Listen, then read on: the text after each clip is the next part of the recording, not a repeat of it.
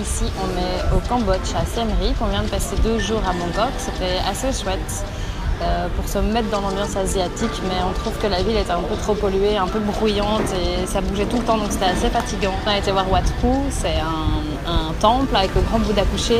C'est assez drôle de voir comme ils sont tous hyper croyants, c'est hyper important pour eux. On a aussi adoré voir les Shedi, donc c'est des espèces de petites tours comme ça, on vous montrera sur les photos, où en fait ils mettent les centres des membres de la famille royale. Donc c'est super beau parce que la décoration est super minutieuse, c'est super coloré, c'est super précis, donc c'est vraiment magnifique.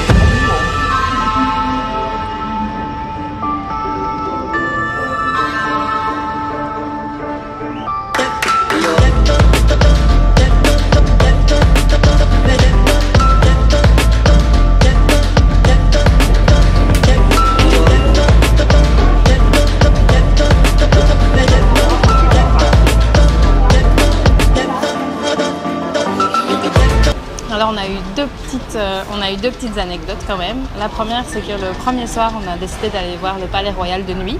Sauf que c'est impossible de l'approcher d'à moins de 50 mètres parce que le roi est mort l'année passée, donc le 16 octobre 2016. Et que du coup, ils ont 365 jours de deuil. On ne fera pas la même chose pour Philippe. Mais du coup, on n'a pas pu l'approcher, mais il y avait plein de Thaïlandais, tous autour de ce temple, tous super habillés, super maquillés, avec des posters de la famille royale. Enfin, c'était vraiment assez rigolo, mais bon, c'était un peu raté pour nous pour le coup, pas de photos du coup. La deuxième petite anecdote, c'est que quand on a voulu rejoindre notre deuxième auberge pour retrouver Margot, on avait nos gros sacs et on a décidé de prendre le bateau parce qu'on avait déjà beaucoup marché la journée, on n'avait pas envie de marcher trop longtemps avec nos énormes sacs. Du coup, on a pris le bateau et le problème, c'est que ces bateaux, ils vont super vite pour décharger les gens.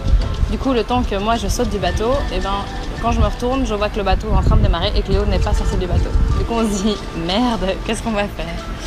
Donc, moi, je décide de prendre le bateau suivant et de rejoindre Léo, sauf que Léo a pensé la même chose, il est marché pour rejoindre l'endroit où j'étais. Donc on ne s'est pas retrouvés. Léo demande à un Thaï de l'aider s'il m'a vu ou quoi. Donc le type lui dit que oui, il m'a vu et il lui fait un partage de connexion pour que Léo me contacte. Sauf que moi j'avais pas de wifi à ce moment-là. Finalement je trouvais du wifi. J'ai dû demander aux filles de Belgique d'envoyer un message à Léo pour qu'il le reçoive parce que je ne pouvais pas envoyer de message avec mon téléphone et Léo non plus. Du coup c'était toute une histoire, mais on s'est retrouvés. Ça n'a pris que 30 minutes donc c'était pas très grave.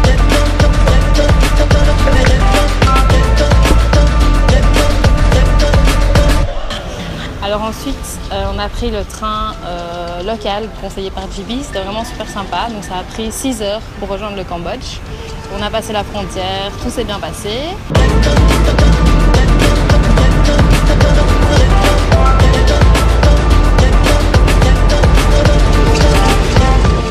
Donc ensuite, on a rencontré une Anglaise et une Polonaise pour partager le taxi jusqu'à Siem Reap. Donc le taxi nous a amené à son gros tuk-tuk, on va dire.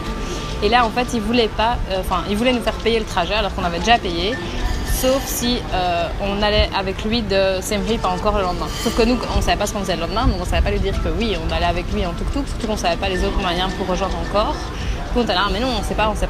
Finalement, on a arrangé avec lui qu'on le retrouvait à 9 h le lendemain matin pour en discuter. Sauf que c'est pas la fin de l'histoire.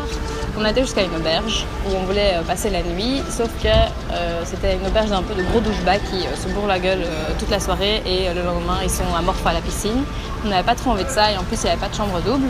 Du coup, on a décidé de marcher vers la deuxième auberge qu'on avait vue, qui était un peu excentrée, mais qui en fait est beaucoup mieux. C'est dans une vieille maison coloniale, il y en a beaucoup ici. Du coup, ça a vraiment son charme, les plafonds sont hauts. Enfin, c'est vraiment un chouette endroit, on paye vraiment pas grand-chose. Et il y a une piscine, les gens ont l'air sympas et tout ça.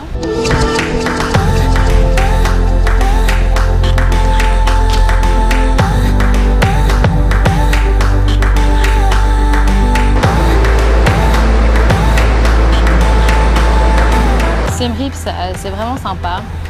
C'est beaucoup plus petit, beaucoup plus calme.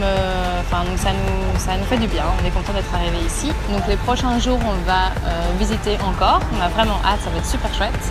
Et ensuite, on ira sans doute au plus grand lac d'Asie. Et voilà, à bientôt!